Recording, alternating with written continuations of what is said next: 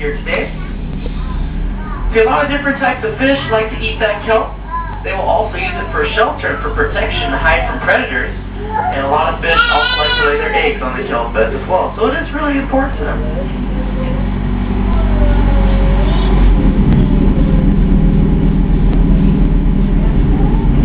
Speaking of fish, we are coming up on our first feeding area for the trip here today.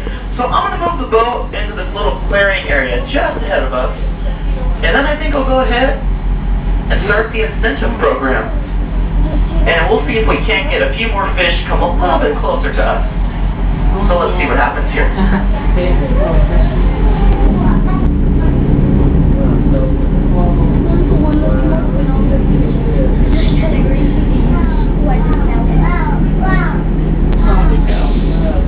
Now they're going to be dead.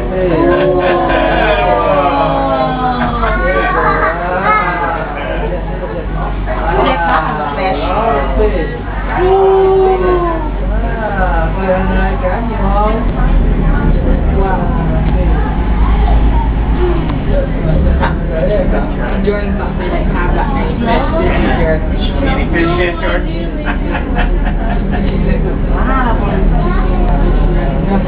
Oh, I can always stand that. Yeah, that's the ones I can see on this Careful.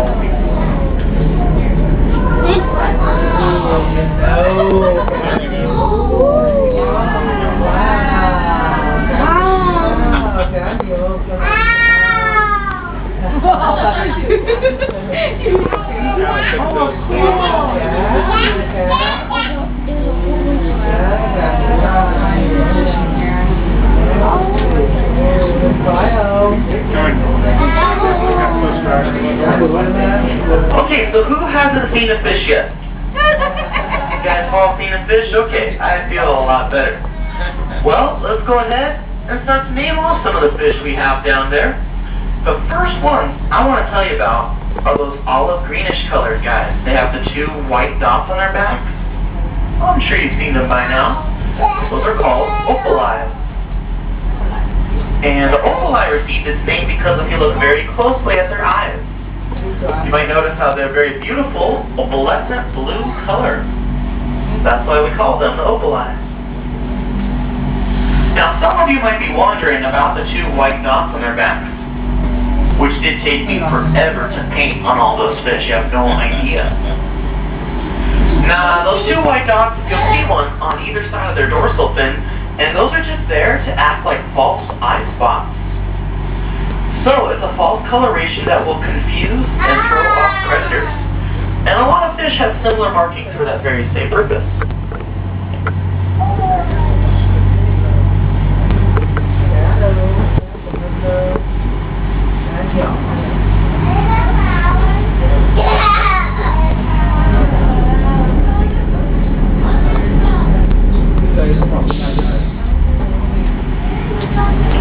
Another common fish you'll be seeing throughout the trip is the calico bass, or kelp bass as they are commonly called. Those are the green and white checkered fish you see with that flat pattern on their backs. And calico bass are the main predatory fish we find in Lover's Cove.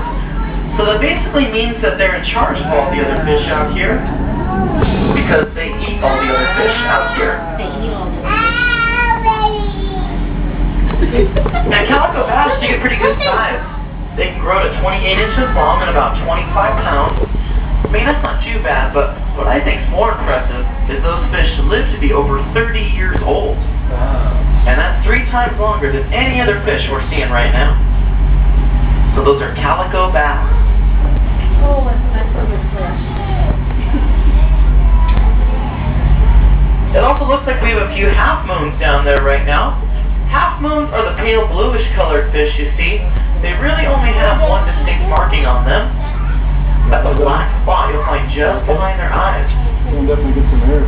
And they are known as the half moon fish for the shape of their caudal fin, which is the tail fin. Same thing, you can call it whatever you want, but it kind of looks like a half moon in shape. That's where they get their name. Yeah, it is. All the way down.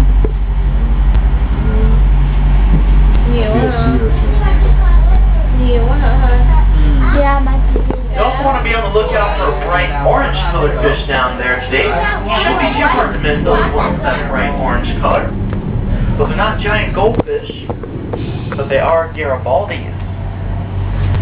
And the Garibaldi is a California state saltwater fish, which means they are fully protected by state law along the California coastline. That includes us right here on Catalina. That name Garibaldi comes from the Italian general Giuseppe Garibaldi, who used to wear really bright colors, like orange and pink during battle, to distract his opponents or his enemies. Now the reason why those Garibaldis are that bright orange color, and why they stand out compared to all the other fish we see, is because Garibaldis are highly territorial. They're also a really aggressive fish. So the bright orange color tells other fish not to mess with them.